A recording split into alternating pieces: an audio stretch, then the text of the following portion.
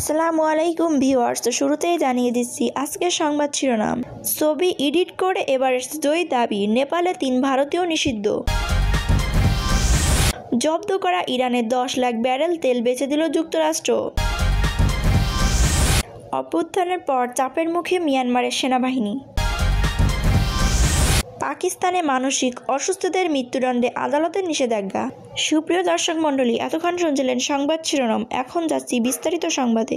বিশ্বের সর্বোচ্চ পর্বতশৃঙ্গ মাউন্ট এভারেস্ট না পৌঁছেও এডিট করা ছবি দেখিয়ে সনদ নেওয়া 2 জন সহ 3 ভারতীয়কে নিষিদ্ধ করেছে নেপাল। তারা আগামী 6 বছর দেশটির কোনো পর্বতে আরোহণ করতে পারবেন না। প্রতারণা করায় অভিযুক্ত 2 জনকে সনদ বাতিল করেছে নেপালি কর্তৃপক্ষ। জানা যায়, নরেন্দ্র সিং যাদব এবং সীমা রানী গোস্বামী দাবি করেছিলেন তারা 2016 সালে বসন্ত মৌসুমে এভারেস্ট চূড়ায় আরোহণ করেছিলেন। সে সময়ে তাদের দাবিকে সত্যায়িত করেছিল নেপালের পর্যটন বিভাগ। কিন্তু নরেন্দ্র সিং যাদব গত বছরে ভারতের সম্মানজনক তেনজিং নোরগ অ্যাডভেঞ্চার পুরস্কার পাওয়ার পর থেকেই শুরু হয় বিতর্ক। ভারতের পর্বতজয়ী এবং গণমাধ্যমগুলো যাদবের 2016 সালের এভারেস্ট জয় এর ছবিগুলো বিশ্লেষণ করে প্রমাণ উপস্থাপন করেন যে সেগুলো এডিট করা।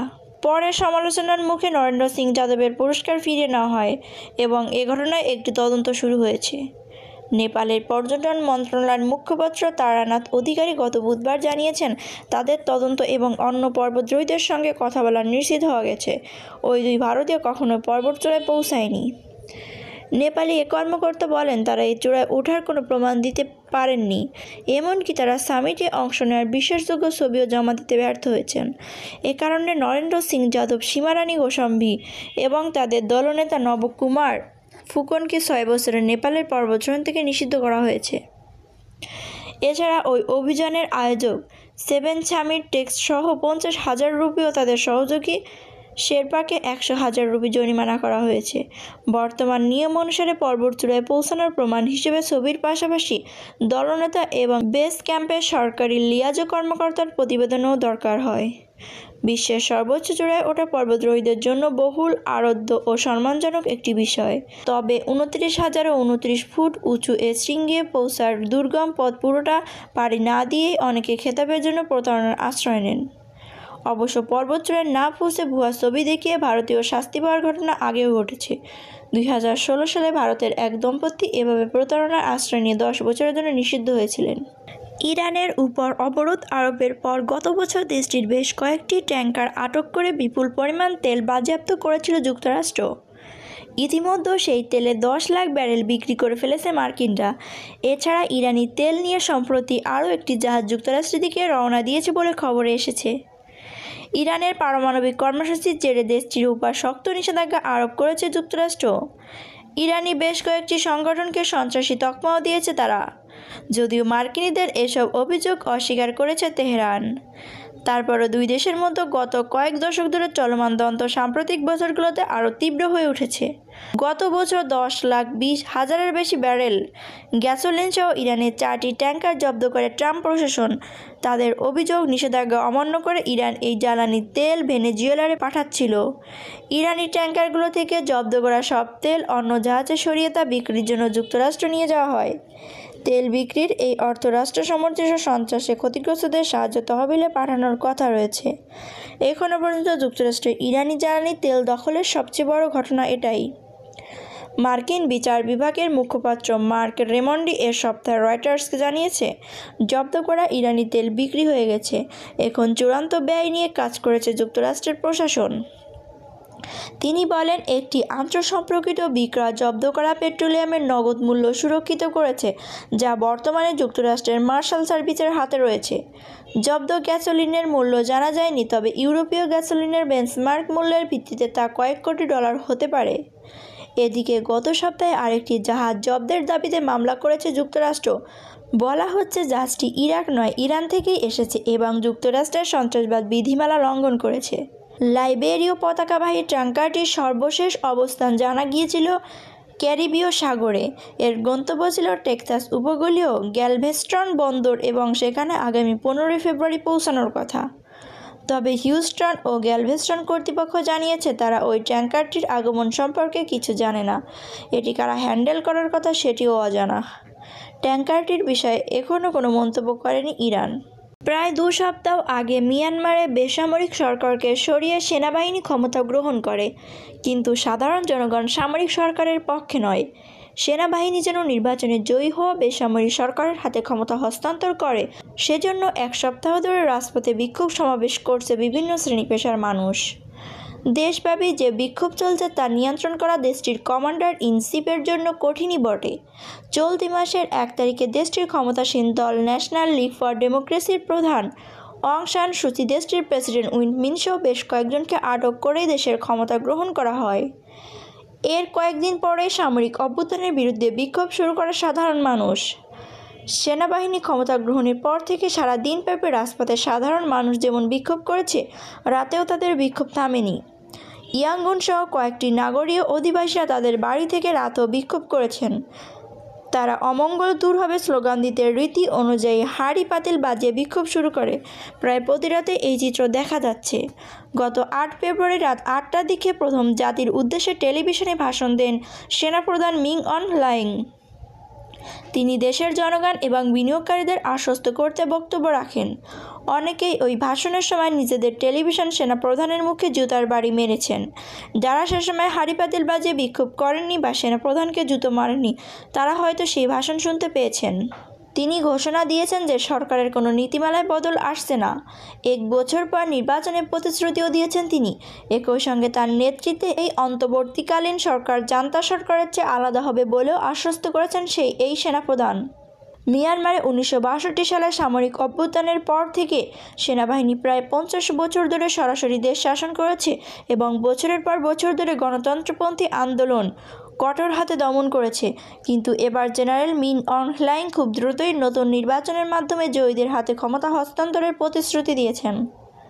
নতুন করে নির্বাচন কমিশন গঠনের কথাও বলেছেন তিনি। জেনারেল হ্লাইং বলেন, 2011 সাল পর্যন্ত 49 বছর ধরে মিয়ানমারে যে সেনাশাসন চলছে তার অধীনে সব কিছু অনেক আলাদা হবে। তিনি মিয়ানমারে সত্যিকার সুশৃঙ্খল গণতন্ত্র প্রতিষ্ঠার কথা বলেছেন। সেনাবাহিনীর সম্প্রতি ক্ষমতা গ্রহণের আগে মাঝের প্রায় 10 বছর দেশটিতে বেসামরিক সরকার দেশ পরিচালনা করেছে, কিন্তু সে সময় বেসামরিক সরকার পুরোপুরি স্বাধীন ছিল না। সেখানেও কর্তৃত্ব বজায় রেখেছে সেনাবাহিনী। সাধারণ মানুষের কথায় ভুলজুরিতে আটকে রাখতে পারেননি সেনাপ্রধান হ্লাইং। তার কথায় মানুষ বিক্ষোভ বন্ধ করেনি।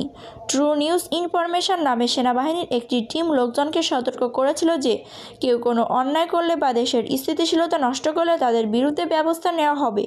কিন্তু এই ঘোষণা সাধারণ মানুষ গুরুত্ব দেয়নি। হাজার হাজার মানুষ রাজধানী নেপিদো সহ বিভিন্ন ছোট বড় শহরে বিক্ষোভ করেছে। গত 6 ফেব্রুয়ারি থেকে বিক্ষোভ শুরু হয়। বিক্ষোভ এখনও চলছেই। তারা ন্যাশনাল লিগ ফর ডেমোক্রেসির প্রধান অং সান সুচির মুক্তির দাবি করে আসছে। গত বছরের নভেম্বরের নির্বাচনে অং সান সুচির এনএলডি সংখ্যাগরিষ্ঠতা লাভ করে। নির্বাচনে জয়ী হয়ে তার দলের সরকার গঠনের কথা থাকলেও সেনাবাহিনী তা আটকে দিয়েছে। নির্বাচনের পর থেকে সেনাবাহিনী জালিয়াতির অভিযোগ করে আসছে। এই অভিযোগ এনেই মূলত ক্ষমতা দখলের চাপায় গিয়ে আসছে সেনাবাহিনী। কিন্তু ভোট জালিয়াতির কোনো প্রমাণ তারা দেখাতে পারেনি। দেশটিতে আগামী 1 বছরের জন্য জরুরি অবস্থা জারি করা হয়েছে। গত 10 জানুয়ারি অনেক তরুণী ডিজনি প্রিন্সেসের পোশাকে ইয়াঙ্গুনের চারপাশে প্যারেডে অংশ নিয়েছেন। অন্য একটি গ্রুপকে কফিন হাতে সমাবেশ করতে দেখা গেছে। ওই কফিনে সেনাপ্রধানের ছবি লাগানো ছিল। এছাড়া কিছু তরুণ আন্দোলনকারীদের হাতে থাকা প্ল্যাকার্ড ছিল গতানুগতিক ধারার বাইরে, যা ভিন্ন বার্তা দিয়েছে। যেমন একজন বিক্ষোভকারীর হাতে থাকা প্ল্যাকার্ড লেখা ছিল, আমার সাবেক প্রেমিক খারাপ, তবে মিয়ানমারের সামরিক বাহিনী আরও খারাপ। অন্যদিকে আরেকজনের হাতে দেখা গেছে, আমি স্বৈরশাসন চাই না, আমি কেবল প্রেমিক চাই লেখা প্ল্যাকার্ড। অন্য বিক্ষোভকারীরা অভ্যুত্থানের প্রত্যাখ্যানের ক্ষেত্রে আরও স্পষ্টভাবে বার্তা দিয়েছেন। সেরকম একজন প্ল্যাকার্ডে লেখা ছিল, সেনাবাহিনী ভুল লোকদের সঙ্গে লড়াইয়ের সিদ্ধান্ত নিয়েছে। আরেক বিক্ষোভকারীর হাতে থাকা পোস্টারে লেখা দেখা গেছে, আমাদের স্বপ্ন মিয়ানমারের সেনাপ্রধান মিং অং হ্লাইংয়ের উচ্চতা থেকেও বড়। এমনকি এনএলডি ট্রেডমার্ক অনুযায়ী দোকানে দোকানে লাল বেলুনে বিক্রি বেড়ে গেছে। বিক্ষোভ বেড়ে গেলেও বেশ কিছু আশঙ্কা থেকেই যাচ্ছে। ইয়াঙ্গুনের একটি দোকান চালান হেই উইন। তিনি 1988 এবং 2007 সালে বিক্ষোভে অংশ নিয়েছেন। ওই 2 সময় তিনি বিক্ষোভকারীদের ওপর পুলিশের গুলি চালাতে দেখেছেন। এতে শত শত মানুষ প্রাণ হারিয়েছে। তিনি বলেন, আমি শতভাগ নিশ্চিত সেনাবাহিনী কঠোর পদক্ষেপ গ্রহণ করতে যাচ্ছে। হঠাৎ করে দেশ জুড়ে সামরিক অভ্যুত্থানের ঘটনায় সাধারণভাবে মিয়ানমারের সেনাবাহিনীর বিষয়ে মানুষের মনে নেতিবাচক প্রভাব ফেলেছে। এস্থার জে নাও নামে 27 বছর বয়সী এক মানবাধিকার কর্মী বলেছেন, শুধু বেসামরিক সরকারের হাতে ক্ষমতা হস্তান্তর করলেই চলবে না, বরং জেনারেলদের তৈরি সংবিধান সংশোধনের বিষয়টি পুনর্বিবেচনা করতে হবে। তিনি বলেন, আমরা যদি সামরিক সরকারকে বিলুপ্ত করতে না পারি তবে পূর্ণাঙ্গ গণতন্ত্র কখনো তৈরি করা সম্ভব না। 22 বছর বয়সী আরও এক নামকরা মানবাধিকার কর্মী বিপ্লবের কথা বলেছেন। তিনি বলেছেন, যদি অসহিংস এই বিক্ষোভ সফল না হয় তবে তিনি অস্ত্র হাতে নেবেন। তিনি বলেন, আমার মনে হয় মিন অং হ্লাইং এর সামরিক অভ্যুত্থান সফল হবে বলে আশা করেছিলেন, কিন্তু সেটা মোটেও হচ্ছে না। মানসিকভাবে অসুস্থ ব্যক্তির মৃত্যুদণ্ডের বিপক্ষে যুগান্তকারী রায় দিয়েছে পাকিস্তানের আদালত। বুধবার দেশটির সর্বোচ্চ আদালত এক রায়ে জানিয়েছে, গুরুতর মানসিক সমস্যায় ভুগছেন এমন বন্দীদের মৃত্যুদণ্ড দেওয়া যাবে না। বিশেষ করে কোনো বন্দীর মানসিক অবস্থা যদি এমন হয় যে তাকে কী ধরনের শাস্তি দেওয়া হয়েছে সেটাই তিনি বুঝতে অপারগ, তবে এমন ক্ষেত্রে মৃত্যুদণ্ড দেওয়ার ক্ষেত্রে নিষেধাজ্ঞা আনা হয়েছে। এর আগে দোষী সাব্যস্ত হওয়া মানসিক বিপর্যস্ত 3 বন্দীর আপিল বাতিল করে তাদের মৃত্যুদণ্ড বহাল রাখে 5 সদস্যের একটি বেঞ্চ। ওই রায় পর্যালোচনা করে বুধবার সুপ্রিম কোর্টের বিরুদ্ধে রায় দিয়েছে। সর্বোচ্চ আদালতের রায়ে বলা হয়েছে, আমরা মনে করি যে মানসিক অসুস্থতার কারণে যদি একজন বন্দী তার শাস্তির পেছনে যুক্তি বুঝতে অক্ষম হয়ে পড়েন তবে মৃত্যুদণ্ড কার্যকর করার জন্য ন্যায় বিচার হবে না। সে কারণেই মানসিকভাবে গুরুতর অসুস্থ ব্যক্তির মৃত্যুদণ্ড বাতিল করা হচ্ছে। বিশ্বের সবচেয়ে বেশি মৃত্যুদণ্ডের দেয়া দেশগুলোর মধ্যে একটি হচ্ছে পাকিস্তান। দেশটির সবচেয়ে বেশি মৃত্যুদণ্ডের কার্যকর রেকর্ড রয়েছে। মানবাধিকার সংগঠন অ্যামনেস্টি ইন্টারন্যাশনালের হিসেব অনুযায়ী 2019 সালের 3225 জনকে মৃত্যুদণ্ড দেওয়া হয়েছে। খুন থেকে শুরু করে সংঘবদ্ধ ধর্ষণ, অপহরণ, ধর্ম অবমাননা এবং ব্যভিচার সহ 33টির বেশি অপরাধের জন্য দেশটির দণ্ডবিধি অনুযায়ী মৃত্যুদণ্ড দেওয়া হয়। বুধবার আদালতের রায়কে স্বাগত জানিয়ে বিভিন্ন মানবাধিকার সংগঠন দেশটির প্রথম সারির মানবাধিকার সংগঠন human rights commission of Pakistan এক বিবৃতিতে জানিয়েছে, কারাগারে সবচেয়ে বেশি ঝুঁকিপূর্ণ অবস্থায় রয়েছেন মানসিকভাবে অসুস্থ ব্যক্তিরা। তাদের মৃত্যুদণ্ড দেওয়া ন্যায় বিচার হতে পারে না।